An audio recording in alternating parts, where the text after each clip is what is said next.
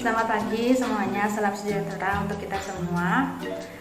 Kami dari kelompok Black Velvet yang beranggotakan Saleh Salsabila dengan NIM 1841101027. Kemudian ada Sindu Sekar Pramesti dengan NIM 1841101039. Kemudian ada dengan saya sendiri Galuh Chandra dengan NIM 18411040. Dan yang terakhir ada Rizky Amalia Dwi Cahyani dengan NIM 18411050. Nah, pada kesempatan kali ini kelompok kami akan membahas sedikit tentang tata kelola TI, yang dimana juga di dalamnya akan membahas dari definisi tata kelola TI sendiri, kemudian ada fokus area dari tata kelola TI, ada integrated ITG framework, ada key breakdown, dan yang terakhir ada transformation flow ITG. Nah, pertama-tama perlu kita ketahui apa sih itu tata kelola TI. Nah, tata kelola TI sendiri adalah suatu proses pengendalian manajemen organisasi terhadap sumber daya teknologi informasi yang di dalamnya mencakup sumber daya komputer seperti software, hardware, kemudian ada database, kemudian juga ada internet atau LAN.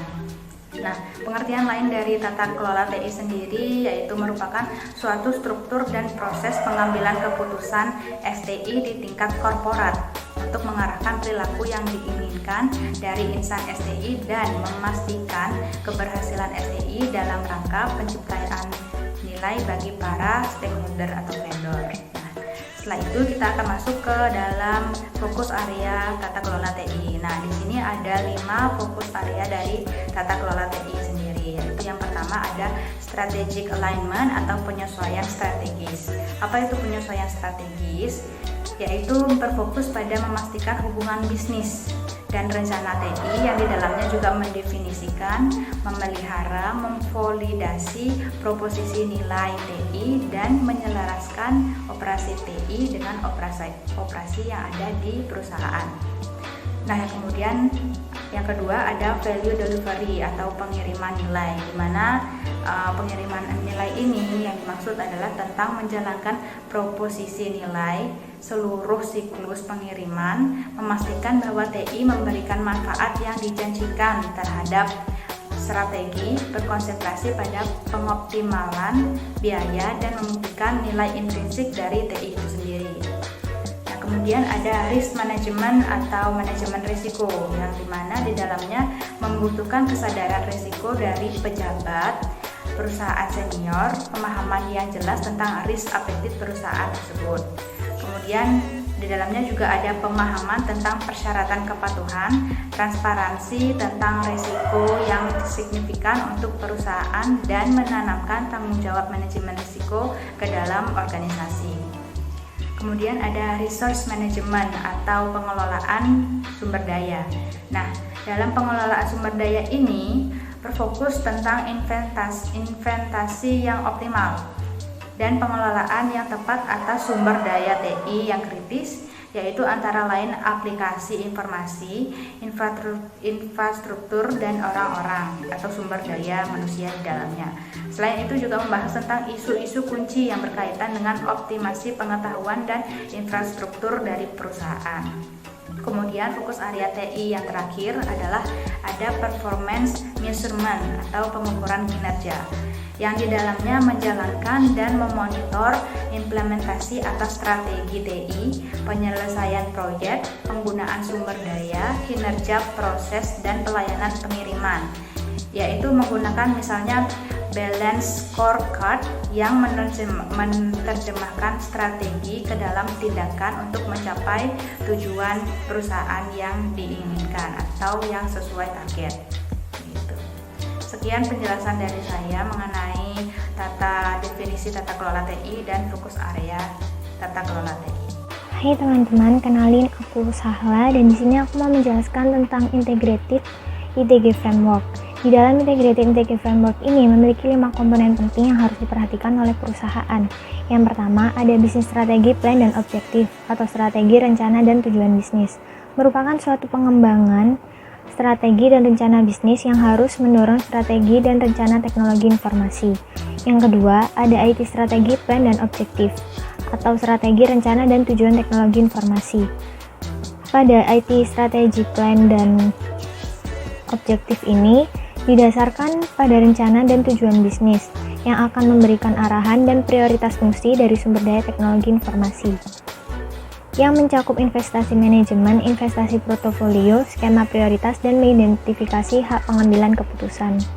Yang ketiga, ada IT Plan Execution atau eksekusi rencana teknologi informasi.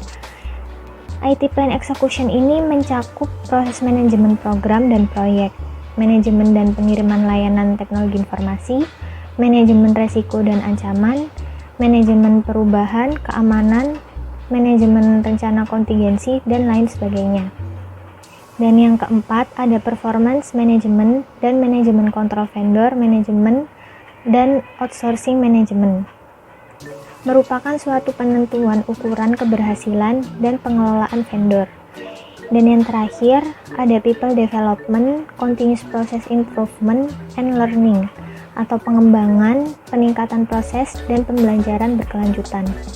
Merupakan pengembangan sumber daya manusia dan meningkatkan proses berkelanjutan inisiatif inovasi.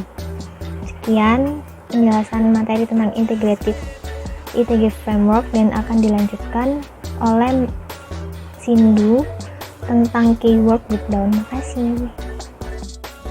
Selanjutnya yang saya akan bahas adalah keyword breakdown. Banyak perusahaan memulai TKTI dengan cara yang tergesa-gesa tanpa mengembangkan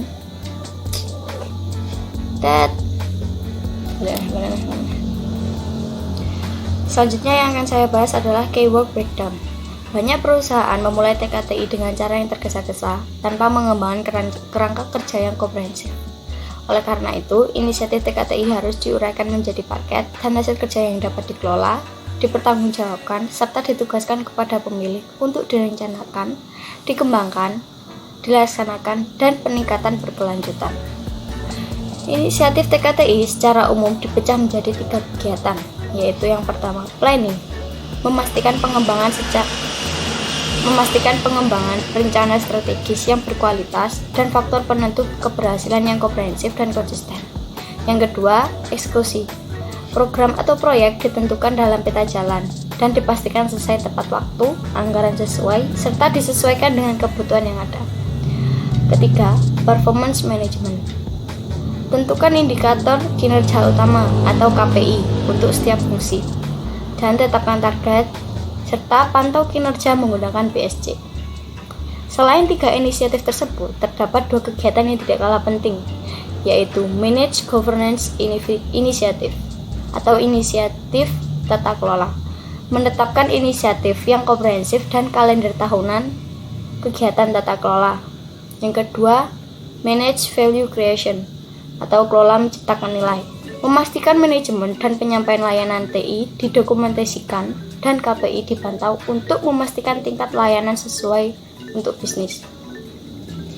Salah satu mekanisme perencanaan yang paling vital yaitu Work Breakdown Structure atau WBS, membagi proyek ke dalam komponennya secara berurutan untuk memulai membangun hubungan timbal balik yang penting di antara kegiatan.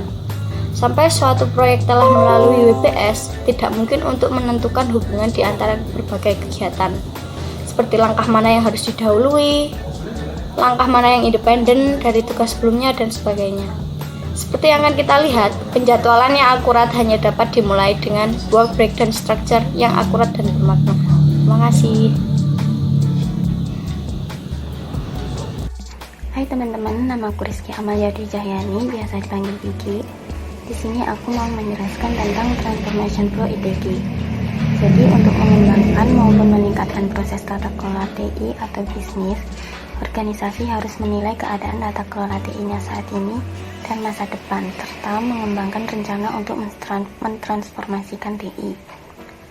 Nah, ada 4 tahapan yang harus dilakukan dan tahapan ini sifatnya berulang. Tahapan yang pertama yaitu menentukan tujuan, where do we want to be, di mana kita ingin berada. Kita menentukan keadaan tata kelola TI di masa depan dan komponen termasuk asumsi. Yang kedua yaitu mengukur kondisi saat ini, where are we now, di mana kita sekarang. Kita dapat menilai keadaan tata kelola TI saat ini menggunakan framework terbaik seperti CMII yang setara. Yang ketiga yaitu menentukan cara untuk mencapai, how do we get where we want to be. bagaimana kita mencapai tempat atau tujuan yang kita inginkan. Kita dapat mengembangkan dan menerapkan strategi dan tindakan untuk transformasi dari keadaan saat ini ke masa depan. Yang keempat, yaitu mengukur capaian. How do we know we have arrived? Bagaimana kita tahu bahwa kita telah mencapai tujuan yang diinginkan? Kita dapat mengetahuinya dengan manajemen kinerja. Kita dapat memantau, mengukur kemajuan, dan mengambil tindakan yang akan dilakukan. Sekian penjelasan dari saya dan kelompok kami, semoga bermanfaat bagi teman-teman, dan mohon maaf bila ada kata-kata yang kurang berkenan di hati. Wassalamualaikum warahmatullahi wabarakatuh.